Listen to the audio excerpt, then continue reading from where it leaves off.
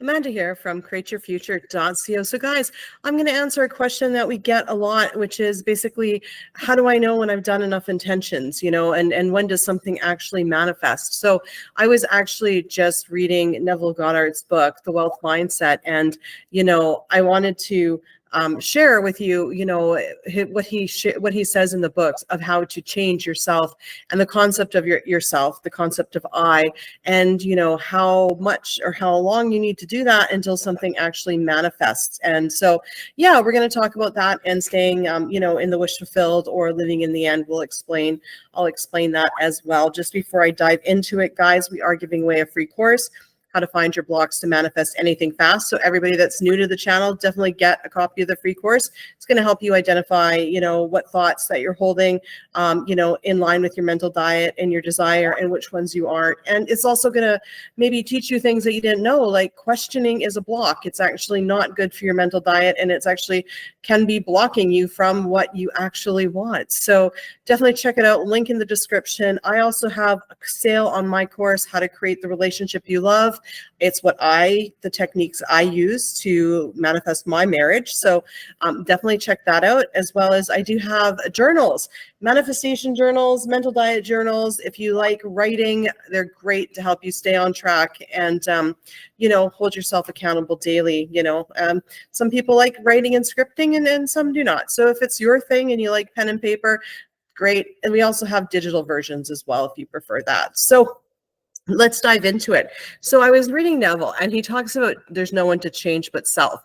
And, and basically one of the things is nobody can come on to you unless you call them, right? What that means is everything you see out in your current reality is a reflection of your 3D world, okay? So nobody can be anything or show up in your reality without basically your consent, approval, and creation, right? You create it, you attract it all to yourself by the state of being that you're holding, the state of self that you're identifying with, okay? So if you're identifying, with the story that, you've got abandonment issues because, a parent abandoned you, and you're identifying with that story, and that's your sense of self, your I am, right? I am abandoned by people, right? And then you're holding that story. And that is going to continue to show up in your life until you take a look at yourself and you say, okay, I realize people are abandoning me. Do I want to create that? No, I don't. I want people to stick around. I want to feel safe and secure in relationships. So basically what you start doing is you start creating, your clear goal. Your clear goal is to have relationships where people stay. Let's just say you can create whatever goal you want, but you got to be clear on it. Okay. Clarity in your goal is incredibly important. Okay. So and be specific. Okay. The more specific you are, the easier it is to make sure that your thoughts are in line with this, right? So once you say, okay, what, I want a secure relationship where people never abandon me, people stay with me, especially, an SP, a specific person, okay? I want a long-time marriage where it is safe and secure, and I feel like no matter what I do, the person's going to stick by me. Great, okay. All your thoughts have to be in line with that. Your sense of self has to be in line with that. So now you have to drop the story, I am abandoned, okay? And you have to start adapting the story that I'm cared about, I am loved. I feel safe. I feel secure. I feel like people stick with me a long time. I feel like people always stand by me no matter what. Okay. I feel like, and I intend that my partner is with me for life. Right. And you start to create those statements, okay, and those affirmations. And once they feel natural to you, once it feels natural, that's when it manifests, okay? So there may be a little bit of time that you're fighting with yourself. Like, this could take like an instant, a moment, or it can take you years. It's up to you. It's up to you how fast you can adapt to your new story and feel natural about it. Okay. So usually how I make a shift like that is I really look at the story that I'm holding, and I look at the story. Okay. And it's like, okay, so I say I've been abandoned. Now, do I really believe that? Well, no, it happened before, but not everybody is like the person that abandoned me. That was just one person and they had issues. So do I believe that everyone abandons me? No. Do I believe someone can stay with me forever? Absolutely. And then I'm like, well, and I know my thoughts create, so I can change that. Boom.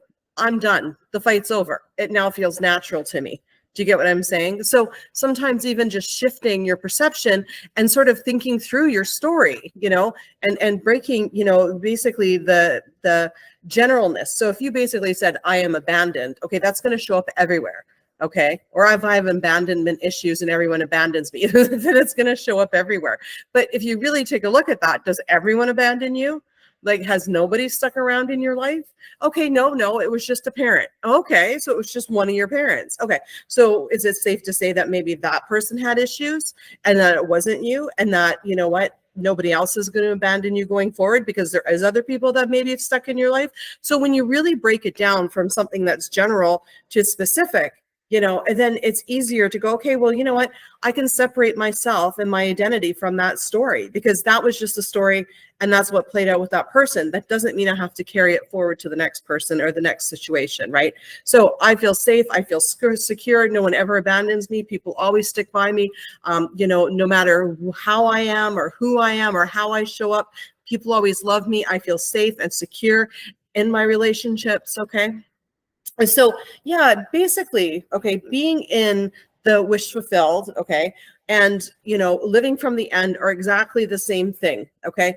Once you're clear on what your end goal is, it's making sure that all of your thoughts are in line with that, okay? Because that's the only place that you're living. That's the only place that the states are happening, is in your own mind, in your consciousness, okay? So nobody will abandon you if you're not conscious, meaning thinking about people abandoning you. Okay. So get it out of your conscious mind. Don't even go there. Okay. And if you do go there, you say, no, people never abandon me. I always feel safe, secure in relationships. All my relationships are long term, right? My partner is married me for life because I'm good enough. I deserve this. Okay. So what will show up in your reality is what you're consciously aware of. Okay. So be careful what you're thinking, and consciously aware of means thinking. Okay. And when we accept something as true, it becomes part of our being, our I am. Okay. Because it's what we're identifying with. Okay. So you want to be, wealthy and manifest a lot of money. Well, then we're no longer allowed to, allow ourselves to, identify with anxiety when a bill comes in the mail, right?